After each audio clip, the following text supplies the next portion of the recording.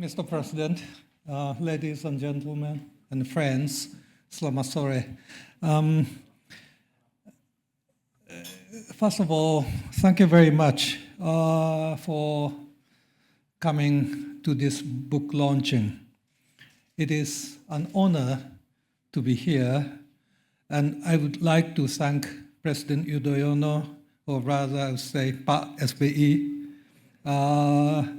for agreeing series of interviews over the last almost 10 years, as well as Mr. Watanabe for organizing this book launching possible.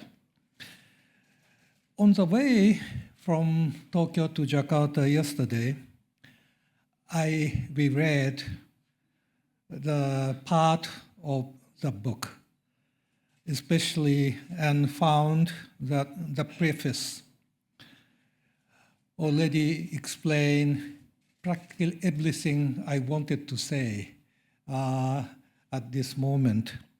So instead of going over how we went about all the interviews over almost 10 years, I'd like to say just two things which I kept in mind when I was interviewing PSB for this oral history project. The first is pretty straightforward. PSBI is the 5th president of the Republic of Indonesia, for the first time directly elected by the public, served as president for 10 years, that means for 2 terms, and succeeded in ending all the ethnic and regional conflicts and making Indonesia in peace with itself, and also succeeded in getting Indonesian economy back on growth track and overseeing the elections and smooth power transition in 2014, demonstrating both in Indonesia and abroad that Indonesian democracy is there solidly in place with broad public legitimacy. This is no small feat, especially if you recall what was happening back, especially in 1998, 1999, 2000. I have been watching Indonesia, especially Indonesian politics, since 1970s, over more than 50 years. And I was wondering aloud back in 1998 whether Indonesia as a national project could survive, whether Indonesia be like Yugoslavia in the 1990s, disintegrating into a number of smaller states, each ethnicity claiming its own nationhood, and in the process accompanied with quite horrific ethnic cleansing.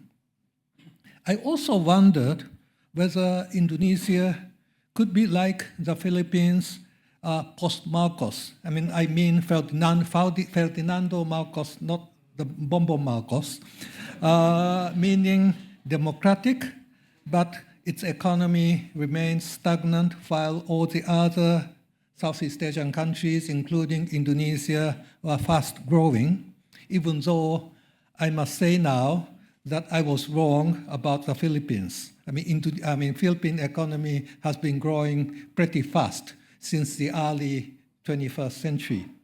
I also wondered whether the democratic transition takes place in Indonesia, but hard times in the future might bring in the army in politics, as in Pakistan or in Bangladesh, simply because the army remained powerful forces in Indonesian politics. Happily, I would say all the worries I had have turned out to be baseless. And Indonesia has enjoyed democracy, social stability, and economic growth, all achieved, I would say, under President Yudhoyono. So the question that naturally came to my mind or to our mind when we were given this opportunity to interview by SBE for a number of occasions is how he did it. What thinking guided him? Who he worked with? And what was the process of decision-making like? These are the kind of questions we wanted to ask, and probably I know you were thinking, well, anybody will ask the same questions, and you are right. These are the kind of questions which are very important, not only for us, but also all the people in Indonesia, as well as anybody who would be interested in how Indonesia overcame the crisis and get back to economic stability, growth, social stability, and national state, legitimate and very stable national state. The second set of questions I wanted to ask were more, I would say, personal, as I mean with my own research interests. I started working on Indonesian politics, watching Indonesian politics, especially army politics in the 1980s. Personnel changes, statements by leaders, promotions, organizational changes, all sorts of things, especially under President Suharto. And in the early 1990s, I would say, I think 1991 or 1992, one of my mentors here, probably I can now say who he is. General Saidiman Suryo Hadiprojo, Army Deputy Chief of Staff from 1973 to 1974, an ambassador to Indonesia from Japan to Japan from 1979 to 83. He actually taught me a lot about Indonesian politics in general and Indonesian army especially. And back in 1991 or 92, Pak Saidiman basically told me that you watch these 5 officers. And 5 officers are Pak Wiranto, Pak Agus Wijaya, Pak Agus Wirahadikusuma, Pak Prabowo Subianto, and of course, Pak SBY. And I believe all of them were in those days still colonels. And I followed their careers, especially carefully, as I was told by Pak Saidiman. And by 1997, 1999, they indeed played crucial roles in different ways in Indonesia, as Indonesian politics, as well as military reform.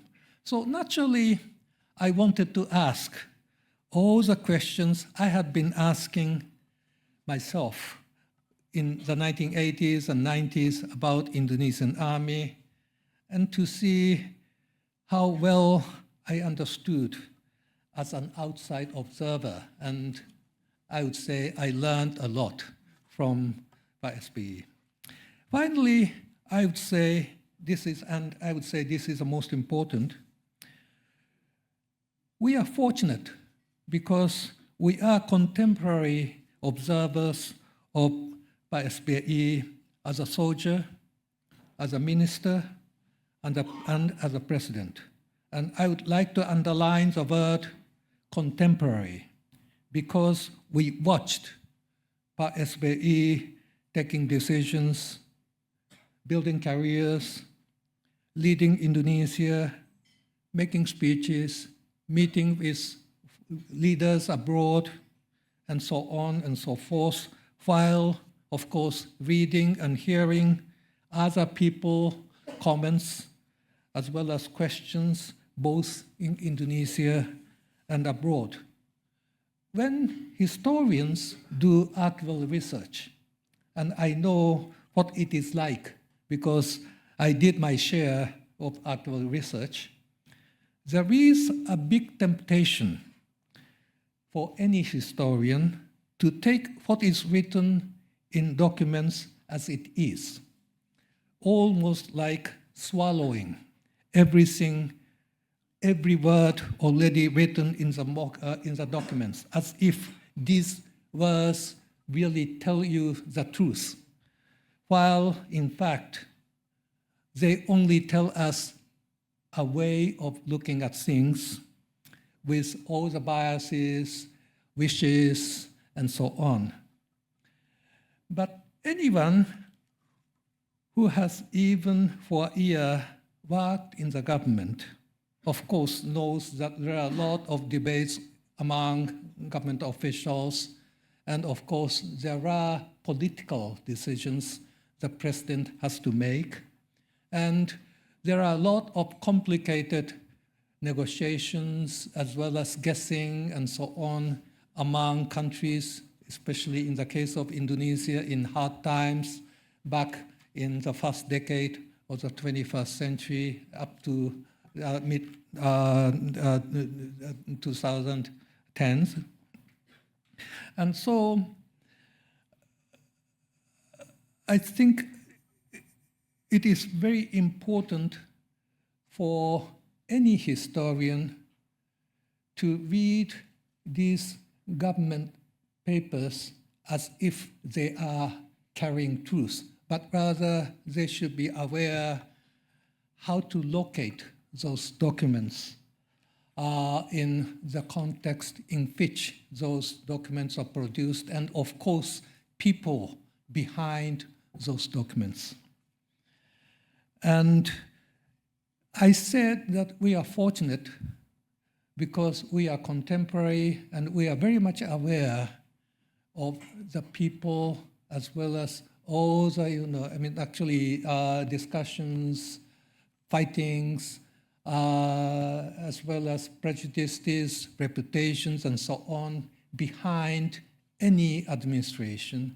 And I would say this book will provide a bridge between those documents and those contemporary affairs. So I believe the strength of this oral history interviewing is there. Interviews show how decisions, which decisions the president spent time for making and thought through, and which decision he didn't really spend much time on, who he listened to more, and what decisions he was addressing simultaneously. I mean, all these questions, when we are just reading documents, probably are not aware, but this book hopefully will tell you something. So I guess with that, at that point, I mean, probably at some point, 10 years from now, or maybe 20 years from now, I'm very sure all the government documents will be open and available to historians.